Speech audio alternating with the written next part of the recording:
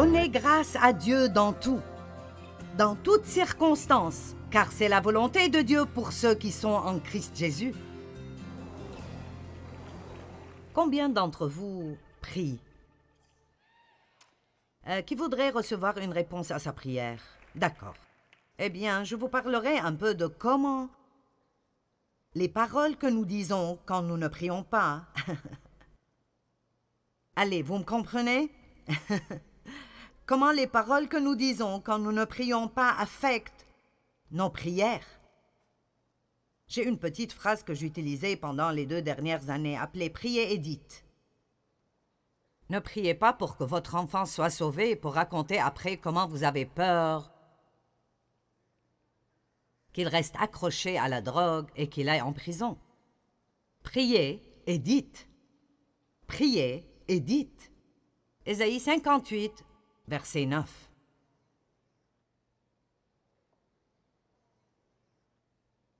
Peut-être que certains d'entre vous qui ont entendu que j'allais enseigner à propos des paroles ce soir, vous avez pensé « Oh, je n'ai pas besoin de cela, je n'irai pas. »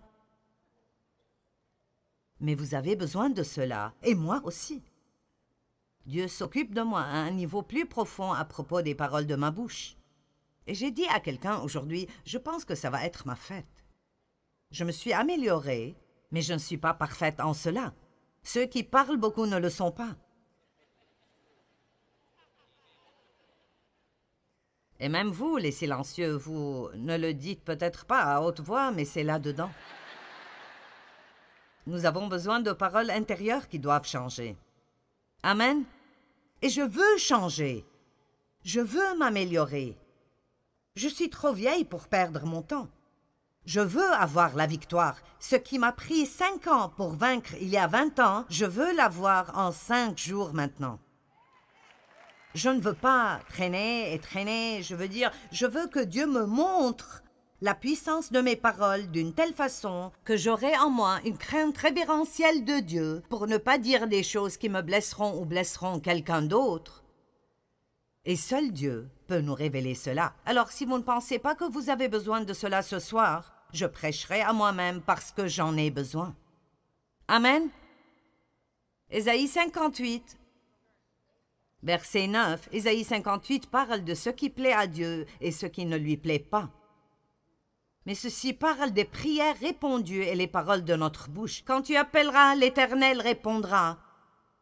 Quand tu crieras à l'aide, il dira « Je suis là ». Ah, combien d'entre vous voudraient cela? Si, que tout le monde dise « si ».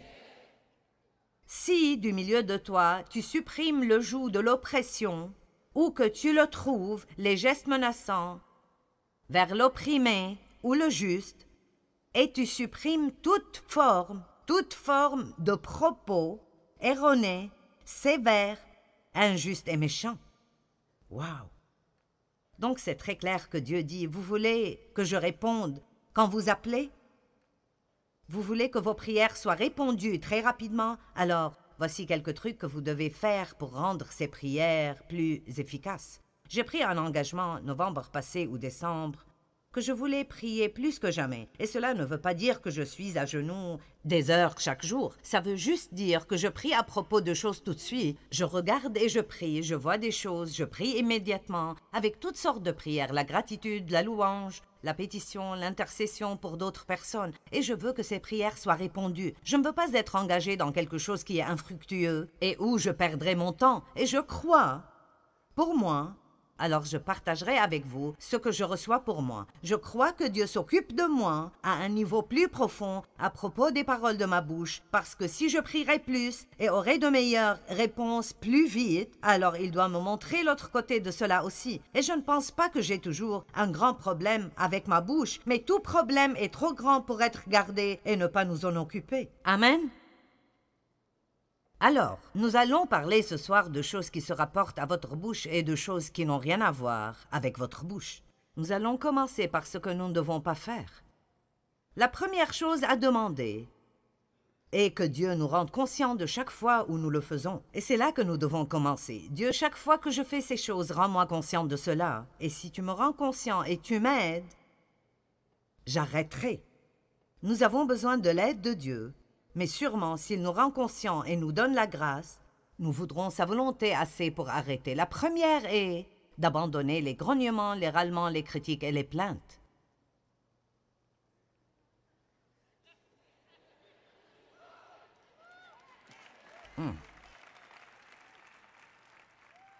Vous ne pouvez plus vous plaindre à propos de votre travail, ni à propos de votre patron, ni à propos de votre vieille voiture, votre maison minuscule ou quoi que ce soit que vous n'aimez pas, d'accord? Ce mari pour lequel vous avez cru Dieu, ces enfants pour lesquels vous avez prié. Les Israélites ont marché dans le désert pendant 40 ans pour faire un trajet de 11 jours. C'est triste. Et l'une des plus grandes raisons est qu'ils n'arrêtaient jamais de se plaindre. Quand ils auraient dû remercier, ils ont grogné. Quand ils auraient dû se rappeler et prophétiser les promesses de Dieu, ils grognaient et se plaignaient. Ils râlaient à propos de Moïse. Ils râlaient à propos de Dieu. Ils râlaient à propos de leur manne miraculeuse qui tombait du ciel. Sûrement qu'ils râlaient à propos de la nuée et de la colonne de feu aussi. Ils grognaient à propos d'absolument tout. Lisons ces versets pour que vous sachiez que je dis la vérité. Exode 15, 24. Est-ce que quelqu'un d'entre vous grogne parfois? Écoutez-moi, les femmes savent bien marmonner. Maintenant, je ne dispense pas les hommes, mais nous avons ceci entre nos dents.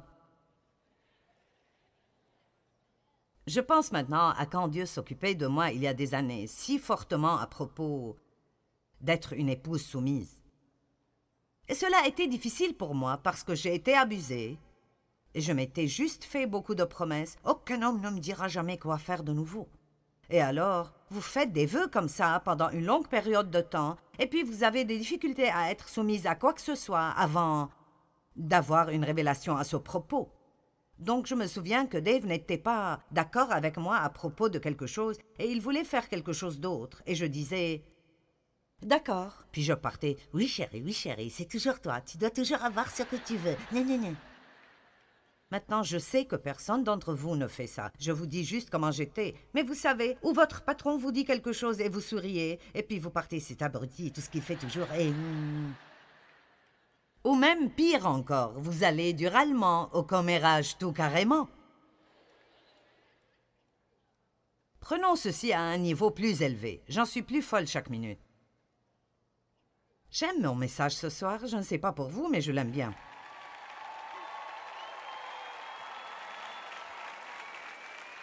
D'accord, Exode chapitre 15, verset 24.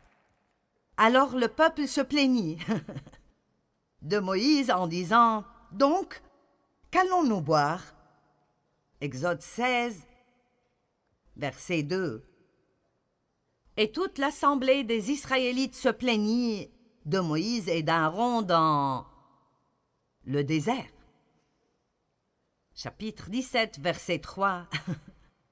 Vous voyez, ils se sont plaints à travers l'Exode, à travers les nombres, et ils tournaient encore et encore et encore autour de la même montagne. Puis-je vous dire que quand vous vous plaignez, vous restez? En fait, j'ai trouvé une définition dans le dictionnaire et j'aurais dû écrire le nom du dictionnaire. Je ne me rappelle plus lequel c'était, mais il disait que se plaindre veut dire rester et passer la nuit. Donc je dis, plaignez-vous et restez, louez et soyez élevés. Amen.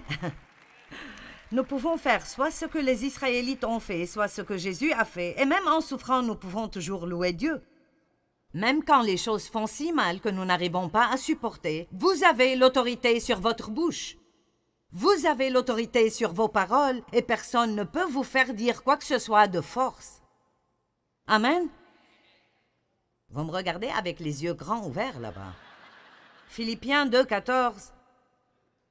J'aime celui-là.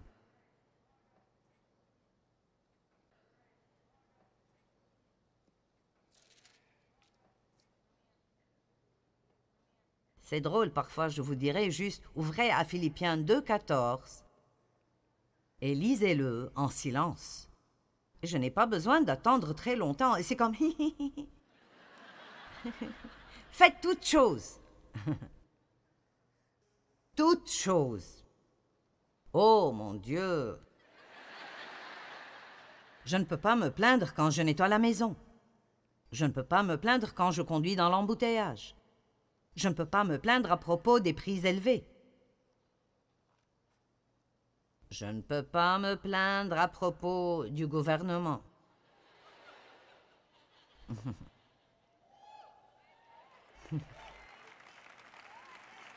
Nous pouvons prier pour eux. Nous pouvons dire la vérité, mais juste marmonner. Faites toutes choses. Maintenant, je ne sais pas pour vous, mais je ne pense pas que j'ai déjà pu le faire pendant une journée entière. Hey, je suis honnête.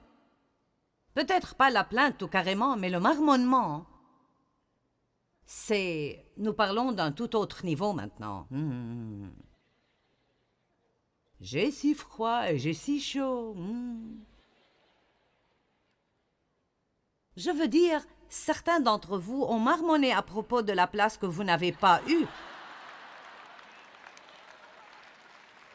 Vous marmonnez à propos des lumières qui sont dans vos yeux, mais vous aimez le programme télé. Voudriez-vous le voir dans le noir?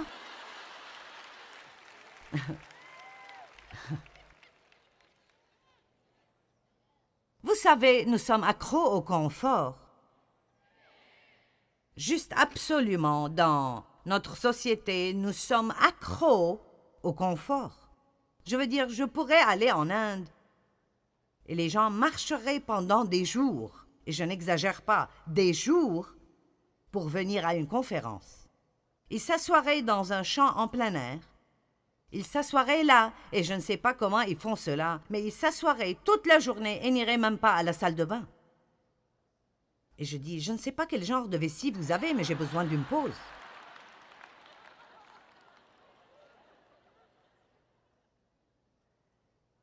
Nous avons tellement... Et malheureusement,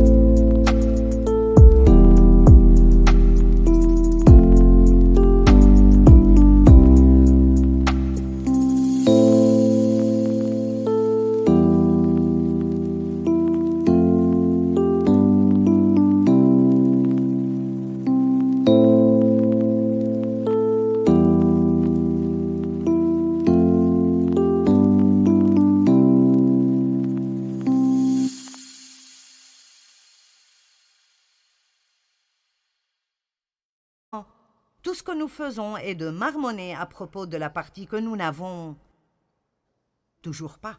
Mais cela peut changer. Ça peut changer rapidement, ça peut changer radicalement, et nous pouvons prendre la décision ce soir. C'est le moment, je trace la limite maintenant. Vous pouvez inviter Dieu, mais ne lui donnez pas une invitation si vous ne voulez pas qu'il l'accepte. Mais vous pouvez inviter Dieu. Je veux, Seigneur, que tu contrôles ma bouche et je veux que tu commences à me faire savoir chaque fois que je te déplais avec mes paroles. Ne me laisse plus vivre comme cela. Je ne veux plus vivre avec cela.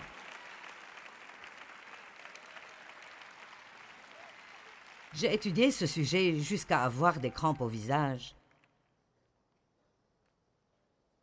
Et j'ai toujours besoin de l'étudier. Dave n'a pas autant de problèmes que moi parce qu'il est plus silencieux. Je veux dire, tout le temps que j'ai été mariée avec Dave, et je n'exagère pas, hein, je l'ai entendu dire peut-être 3 fois qu'il n'aimait pas quelqu'un. Je veux dire, j'ai eu 50 ans avant de trouver 3 personnes que j'aimais.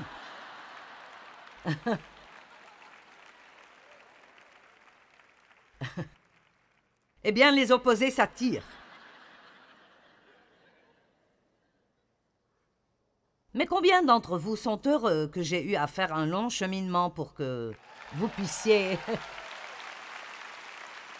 J'espère que vous êtes heureux de ne pas avoir une enseignante biblique parfaite. Philippiens 2,14 « Faites toutes choses sans vous plaindre et sans critiquer et sans discuter contre Dieu. » C'est là la chose qui m'a arrêté. Contre Dieu. Je ne me plains pas contre Dieu. D'un côté, nous disons « Dieu, je crois que tu as le contrôle. » Mais je n'aime pas cela du tout. Dieu, je pense que tu as toute la sagesse, tu sais toutes choses et tu fais tout très bien, mais je hais ceci. Donc nous parlons des 2 côtés de notre bouche. Si nous croyons vraiment que Dieu a le contrôle et qu'il a un bon plan pour nos vies, et si nous croyons que toutes choses travaillent ensemble pour le bien de ceux qui aiment Dieu, combien d'entre vous savent que nous pouvons crier et acclamer dans l'Église? La louange était bonne ce soir. N'importe qui serait heureux dans cette louange. Et vous savez, la prédication aide. Vous aimez cela aussi, mais ultimement, vous devez retourner à la maison. Le groupe de louange n'ira pas avec vous. Je n'irai pas avec vous, j'irai à la maison.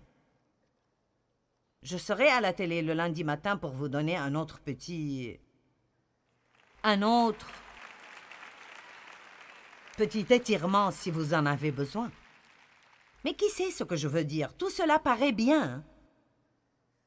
Mais quand nous faisons face à des circonstances, c'est là que ça doit marcher. Ça devait marcher pour Jésus dans le jardin quand les disciples se sont endormis. Ça devait marcher pour Jésus quand il a été testé et tenté par l'ennemi pendant 40 jours dans le désert. C'est là que ça devait marcher. Le diable lui a dit, et Jésus a dit au diable. Le diable lui a parlé et il a répondu. Apprenez comment répondre au diable. Arrêtez de le laisser vous parler et vous rendre déprimé. Le diable dit que je suis déprimé, alors je suis déprimé. Il dit que mes enfants se fourreront dans des problèmes et c'est comme ça. Nous devons apprendre pour qui nous serons un porte-parole. Nous serons un porte-parole pour Dieu ou un porte-parole pour l'ennemi. Alors débarrassons-nous de tout ce marmonnement, ces critiques, ces plaintes. Les choses suivantes dont il faudrait se débarrasser sont les commérages, le jugement, la critique et divulguer les secrets des gens. Wow! Nous devons apprendre comment couvrir les fautes des gens, ne pas les exposer. Vous ne croirez pas ce qu'elle a fait. Vous ne croirez pas qui j'ai vu l'autre jour en train de faire ceci et cela et tel avec tel et tel. Pourquoi est-ce que nous aimons ce genre de choses? C'est juste quelque chose de charnel. Nous voulons raconter, être ceux qui savent, nous voulons tout savoir et dire des choses. Vous pouvez commencer la plus grande foire dans votre vie en disant des choses que vous ne devriez pas dire, en disant des choses à propos de gens que vous ne devriez pas dire, et puis ça revient et ça devient un grand problème dans vos vies. Avez-vous dit les secrets de quelqu'un et puis ils ont découvert que vous avez dit leurs secrets? Ce n'est pas très confortable. Matthieu 7, 1 à 8.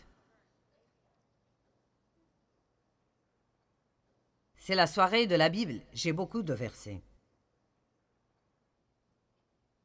Ce truc de la bouche n'est pas mon idée, c'est l'idée de Dieu. Ne jugez pas, ne critiquez pas et ne condamnez pas autrui, afin que vous ne soyez pas jugés, ni critiqués, ni condamnés. Car tout comme vous jugez et critiquez et condamnez autrui, vous serez jugés et condamnés et critiqués. À Winston-Salem, il y a 2 semaines, j'ai enseigné sur le don de la miséricorde. Et d'après la mesure dont vous mesurez quand vous jugez d'autres, on vous mesurera à vous aussi. Maintenant, chaque 4 ou 5 mots sont un message entier en eux-mêmes. Ne jugez pas, la mesure de miséricorde que vous donnez à d'autres est la mesure de miséricorde qui vous reviendra. Pourquoi vois-tu les grains de sciure qui sont dans l'œil de ton frère et ne vois-tu pas, n'aperçois-tu pas la poutre qui est dans ton propre œil? Pourquoi essayes-tu d'enlever le cure-dent qui est dans l'œil de ton frère quand tu as un poteau dans ton propre œil?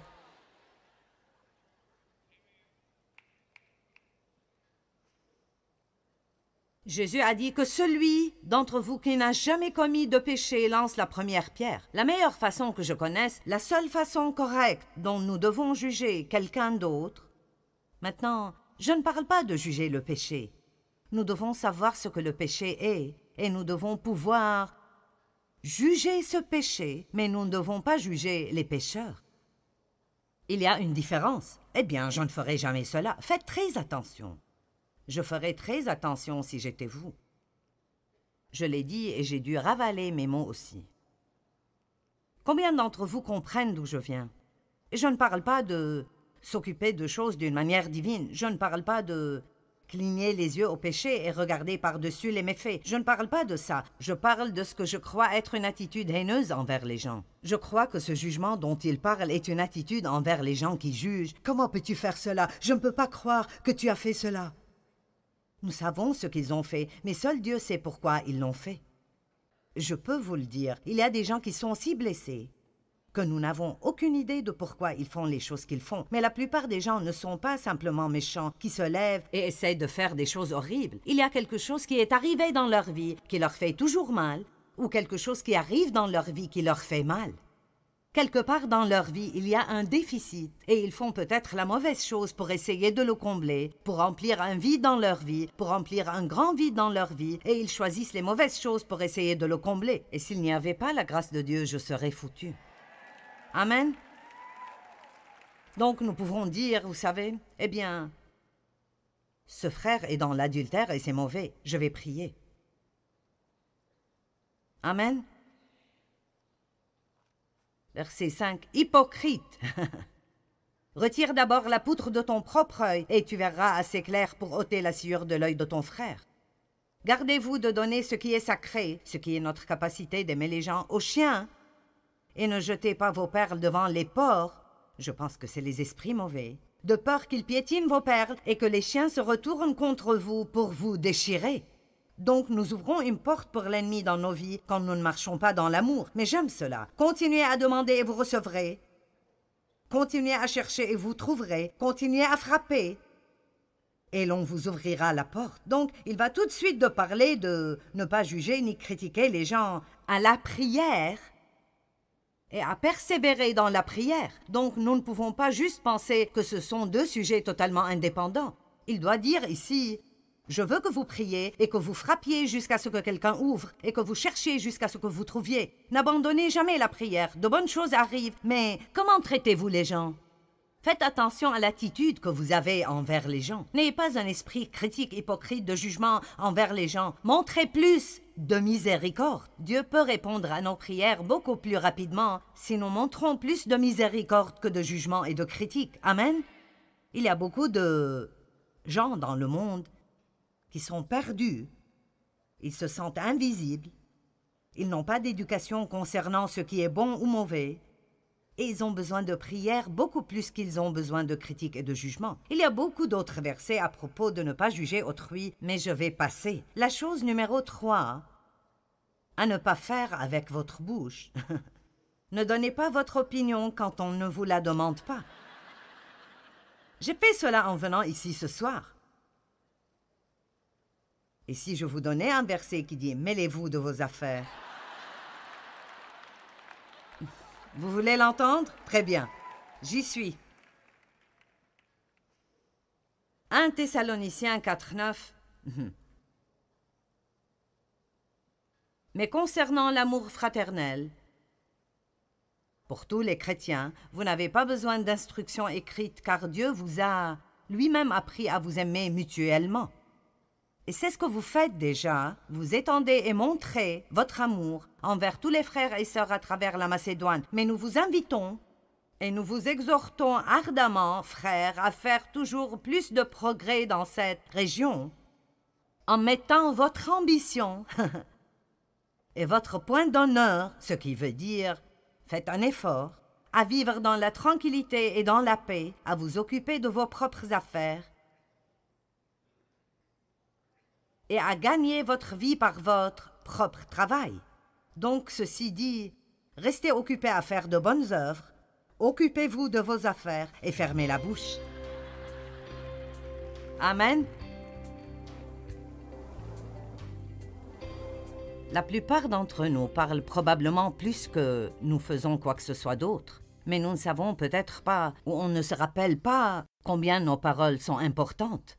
Nous pouvons dire des paroles de marmonnement et de plainte, et ça fera que tout le monde autour de nous se sente mal, et ça nous fera nous sentir mal, et ça ouvrira la porte pour que le diable travaille dans nos vies. Ou nous pouvons ouvrir nos bouches et être reconnaissants. Il y a tellement de choses pour lesquelles nous sommes reconnaissants, et je crois que cela libère la puissance de Dieu dans nos vies. Utilisez votre bouche pour quelque chose qui sera bien pour vous et pour tout le monde autour de vous.